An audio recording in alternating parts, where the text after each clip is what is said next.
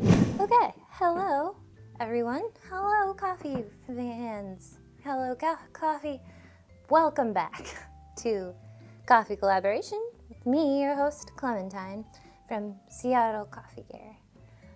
Today I'm going to be making a suggestion from one of my friends that works here named Michael. You might have talked to him on the phones. Michael Little. He used to live in Italy, and he recommended that we make Granita di Caffè, is what it's called. So I'm gonna make that today. It's a really interesting recipe, actually. I've never even heard of it before he described it. And basically the way that you make it, actually I'll tell you the finished product, describe what that looks like. So you're gonna have whipped cream on the bottom, and then on top of that you're gonna have frozen espresso that's like kind of chopped up into little pieces. And then on top of that you have more whipped cream, and then it's topped off with the cherry. So, sounds really good. And apparently it was also Michael's favorite drink to have in Italy.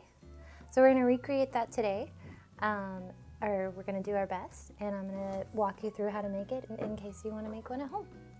So, step number 1 is you actually wanna make 8 ounces of espresso. So I've got my giant bowl here that I'm just gonna brew right into. And from there you're gonna take the espresso that you made and you're gonna put it in the freezer. Okay, today we're using Tony's, a single origin from Ethiopia. And it's got notes of lemon, raspberry, and watermelon. So I think it would be really good. All right. First things first, let's brew up 8 ounces of espresso. And there's really no shortcut to this because your portafilter and your basket are supposed to carry 2 ounces of espresso every time. You can't really cut corners and make 8 ounces all at once. So here we go, grind.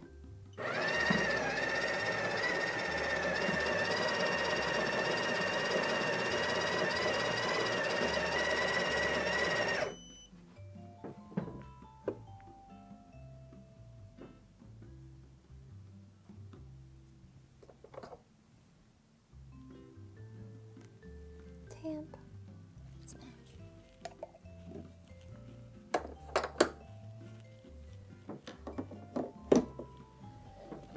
And brew.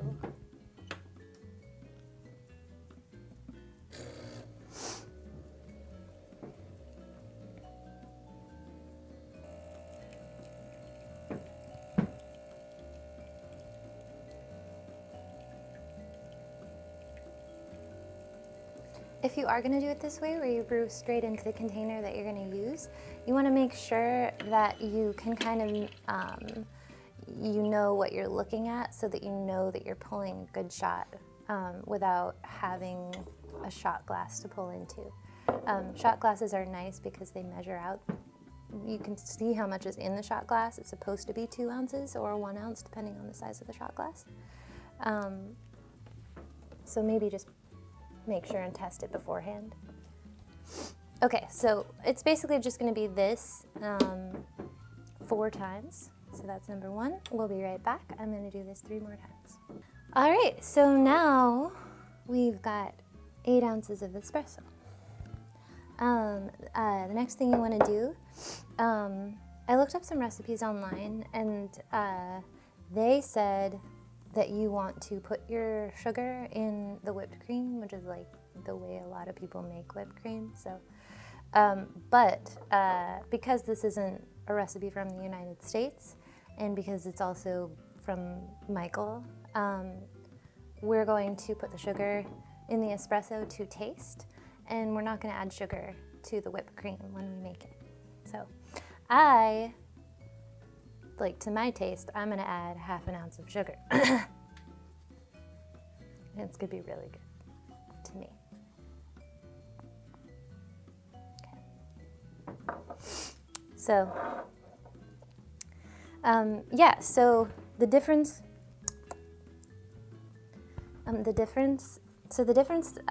here in this recipe that's really important is that you've got a lot of crema on here. And while crema is arguably not the best part of espresso, it's more an indication of freshness. It still affects the flavor. So if you make it any other way, just keep in mind it's actually going to taste different. So the brew method that's recommended is espresso. It's a little bit harder, a little bit less accessible. But the flavor is dependent a little bit more so on the brew method than other recipes. So what I'm going to do now is I'm going to take this and I'm going to put it in the freezer. We're going to let it sit actually for 3 or 4 hours. It's also recommended that every half hour you go in and you stir it up so that ice doesn't form on the top and you don't have like those little icicles added to your final beverage. Whew, why am I out of breath? I don't know, I couldn't tell you. Anyways, so every 30 minutes for 3 or 4 hours, give it a good stab. So, okay. I'm gonna go walk to the freezer now and be right back. All right, step number 2.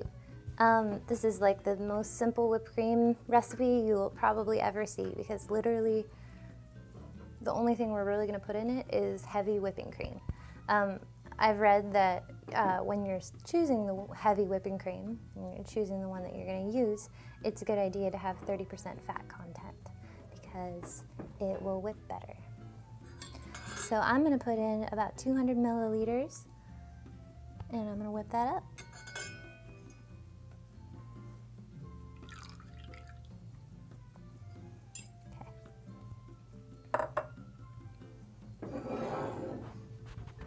And I am going to do this by hand. No, I'm not going to cheat at all. You can watch the whole thing right here. I practiced and it doesn't actually take that long.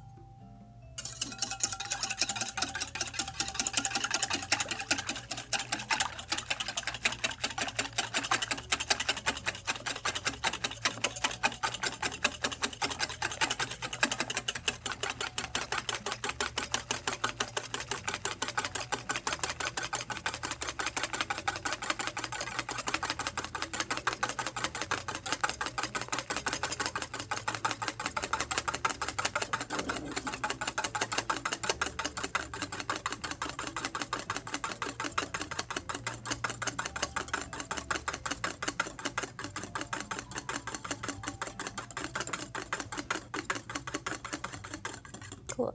So it's already changing. Like the texture might be more observable by the way that it feels more so than by the way that it looks. But we're kind of getting soft peaks, and you are gonna want soft peak whipped cream. If you don't know what that means, because I didn't. Soft peaks is like if you think about a mountaintop, like the snow on top of a mountaintop. If you have like the soft peak where it just turns over, that's what you want your whipped cream to look like, actually. So it's like a soft peak right there. If you whip it more than that, you'll get heavy peaks, I think, or hard peaks. It's pretty much done, actually.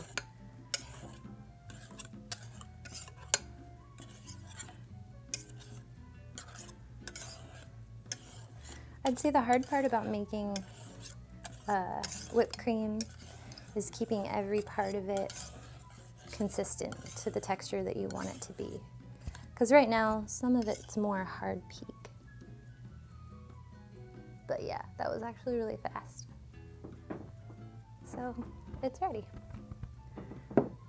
Whipped cream.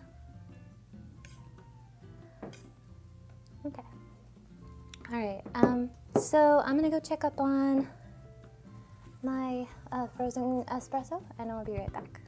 All right, okay, all right, so lo and behold, enough time passed and it is frozen for a little bit. So the next stage of our recipe is to stab it. So stab it a whole bunch.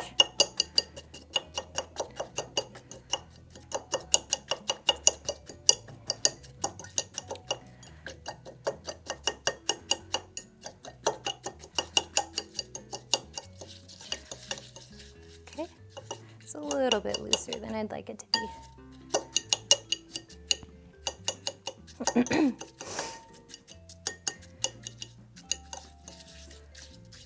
That's okay though. Okay, so you've got your chunky espresso, your frozen chunks of espresso, and we've got our whipped cream. So here is how the assembly of this recipe goes. Number one,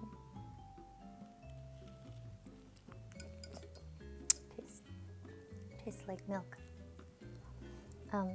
Number one, put your whipped cream into the cup on the bottom.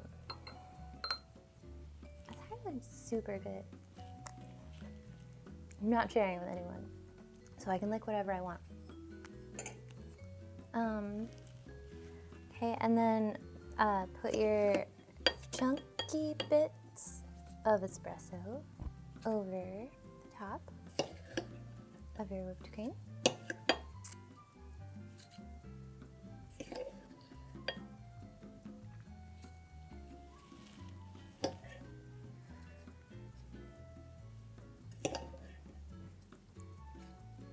Okay.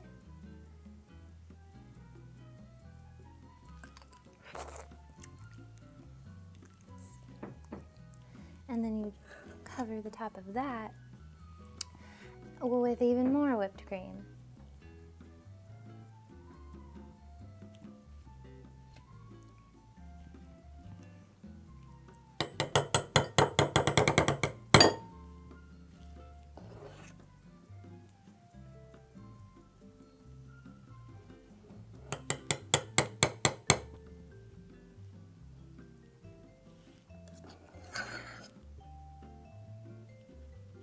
Want to cover it really. I'm just trying to like put the whipped cream around the areas. So that's good. That looks great. That looks great. That looks really great. Here's how it looks.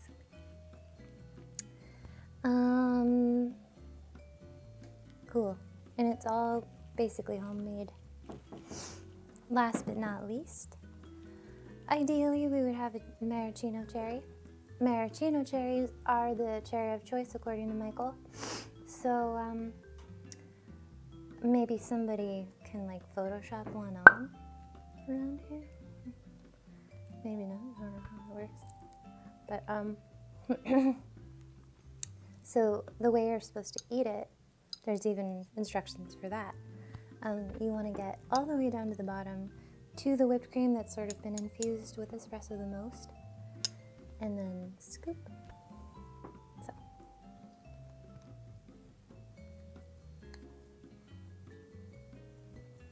Let's see all the colors on there.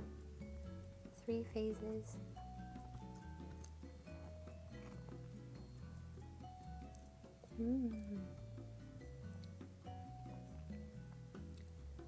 That's a ride. Textured.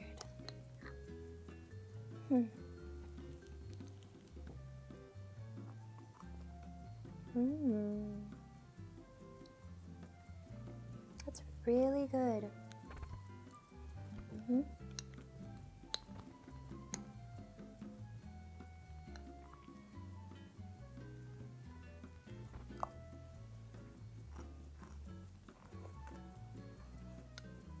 That's delicious.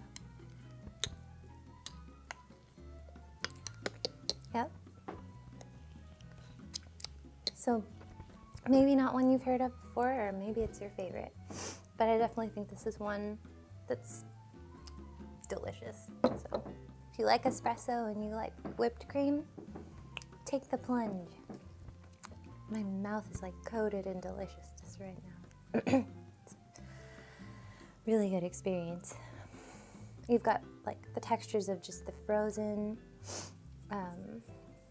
stiffness of the frozen espresso mixed with the lightness of the whipped cream, but then you've also got 2 different textures of whipped cream, because one of them is just, I don't want to say bloated with coffee, but it's definitely infused. So yeah, I totally would recommend it. It's a really sweet one. It'd be great if I had a little cherry to on. All right, thanks for joining me today. I hope you enjoyed it. It was actually really fun to make. So, all right, yeah, be sure and like, comment, and subscribe, and have a fantastic day.